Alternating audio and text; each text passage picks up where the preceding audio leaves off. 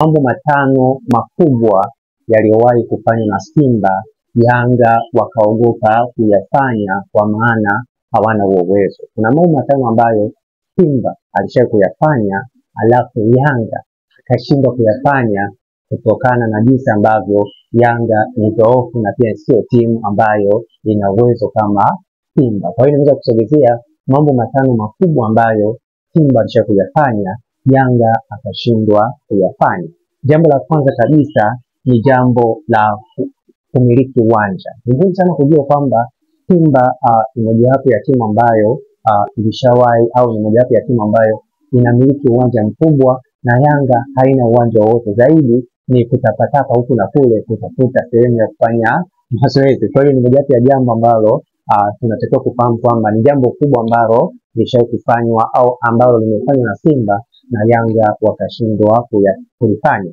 Na pia jambo la pili ni jambo la kupata kumsaini Didier Drogba. Ni muhimu sana kujua kwamba kipindi ambacho Didier Drogba akiwa katika lenki yake ya kucheza vizuri mpira, ni kwamba Simba walitoa ofa ya kutaka kumsajili Didier Drogba. Kwa hiyo ni mojawapo ya jambo kubwa ambalo Simba walishakulifanya, lakini Yanga wakashtuka wakasema Simba mbona ina uwezo mkubwa. Kwa hiyo mojawapo ya jambo ambalo kubwa ambalo lishakufanya na Simba, Yanga wakabaki chini wake. Na pia jambo la tatu ni jambo ambalo Simba kutoa, yani kurudisha fadhila kwa jamii.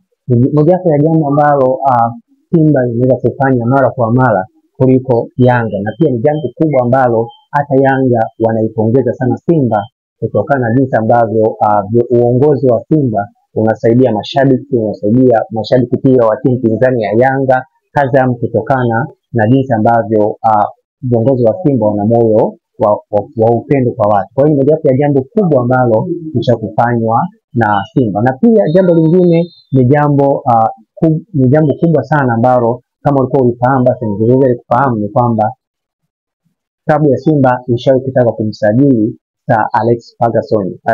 Nafikiri tunafahamu kwamba Sir Alex Ferguson ni kocha ambaye alikuwa anayekochi Manchester United, lakini ni muhimu sana kujua kwamba uongozi wa Simba waliweza kumpa contract ya kutaka kusaini mkataba na Alex Ferguson ili aweze kuifundisha Simba. Kwa hiyo mojawapo ya jambo kubwa sana ambalo Simba walishakulifanya, Yanga wakashangaa, mbona hii timu ni kubwa sana. Na pia jambo lingine la mwisho kabisa ni jambo ambalo Simba waliweka maoni ya kwamba Yanga tutaifunga magoli 15 na ikatokea kweli. Pia ni mojawapo ya jambo ambalo ni la kushangaza, na pia ni mojawapo ya jambo kubwa sana ambalo liweza kuifanya Yanga kuiogopa Simba mpaka leo hii ninapokuambia, au mpaka kesho. Kwa hiyo ni mojawapo ya jambo kubwa ambalo Simba washakulifanya na Yanga wakaogopa kulifanya, kwa sababu Yanga hawezi kuzungumza kwamba Simba kaifunga magoli mangapi na wakatekeleza, kwa sababu hawana huo uwezo. Kwa hiyo ni mojawapo